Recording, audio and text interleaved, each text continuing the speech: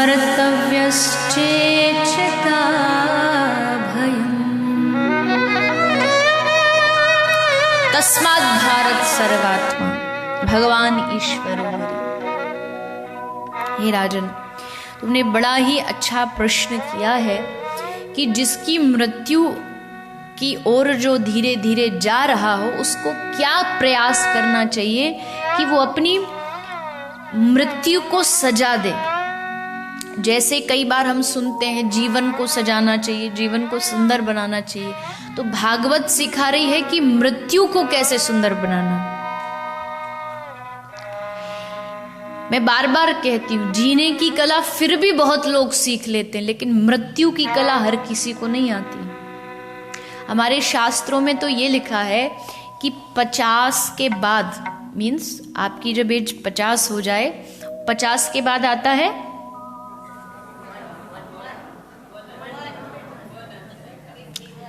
51, 51। तो 1 मतलब चले जाओ, अब समय हो गया 50 के बाद। अब मतलब कभी भी बुलावा आ सकता है। वन में जाने का मतलब क्या होता है? वन में जाने का मतलब कोई किसी प्रकार का कोई जंगल का नाम या किसी हिमालय का नाम नहीं है। भले घर में रहो, लेकिन आसक्ति जो है वो घर से, परिवार से थोड़ी सी कम हो जाए। आसक्ति का कम होना ही वैराग्य। किसी ने कहा, अरे महाराज ये छूटता नहीं है, तो किसी संत ने हंसते कहा, अरे जब आसक्ति है तो जा भी सकती है। आई है तो मतलब अगर एंट्री का दरवाजा है तो मतलब वहां से एग्जिट भी होगी। अगर आसक्ति हुई है तो फिर जा भी सकती है।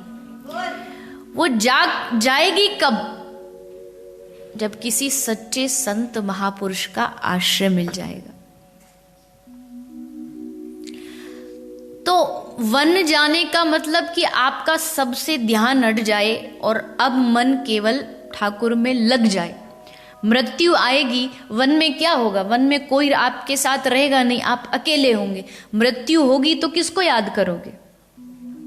अब हम संसार में हैं, हॉस्पिटल में हैं, अंतिम सांसें चल रही, तो उस समय कौन याद आता है? बच्चे, बेटा, बेटी, फूफा, फूफी सब याद आते हैं।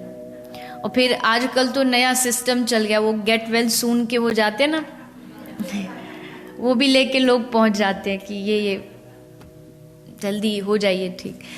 किंतु जब एकांत में होंगे तो एकांत में कोई दुख भी पड़ेगा, कोई शारीरिक कष्ट भी होगा, तो किसकी याद आएगी? अपने ठाकुर की याद आएगी।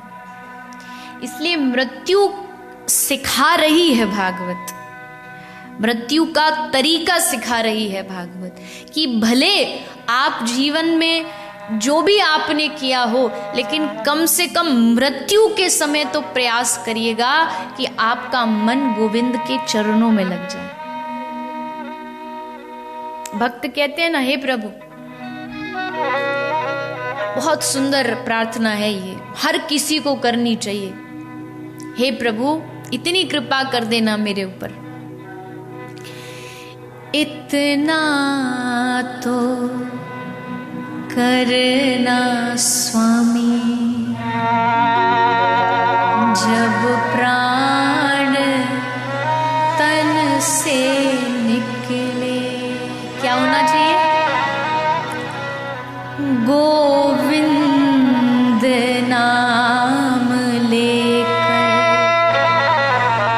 तब प्राण तन से निकले।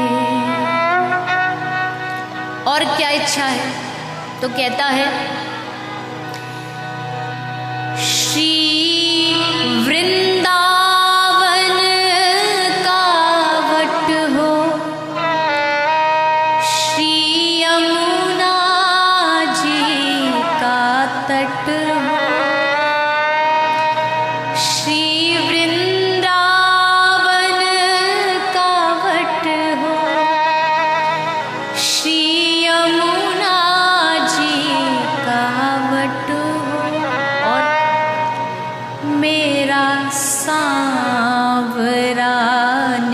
प्रकट हो जब प्राण तन से निकले, गोविंद नाम लेकर तब प्राण तन से निकले। कोई मर रहा है जब उसके माथे पर काल बैठा है, कोई मर रहा है जब उसके माथे पर माया बैठी है। मैं मरूं तो प्रभु मेरे माथे पर आपके दोनों चरण रखे हुए हों, आपकी कृपा के वरद हस्त रखे हुए हों, ऐसा मेरा मरण हो। मैं आनंद से अंत समय में अगर जिव्या से राम निकल जाए तो इससे बड़ा तो मुक्ति और कोई नहीं हो सकती, इससे बड़ी मुक्ति कोई नहीं हो सकती। इतनी कृपा कर दो भगवान। सब्सक्राइब करें टोटल भक्ति को। अब हमारे वीडियोस को सबसे पहले देखने के लिए बेल आइकन को दबाना ना भूलें। इस वीडियो को लाइक और शेयर जरूर करें। आप हमारे चैनल को सब्सक्राइब भी कर सकते हैं।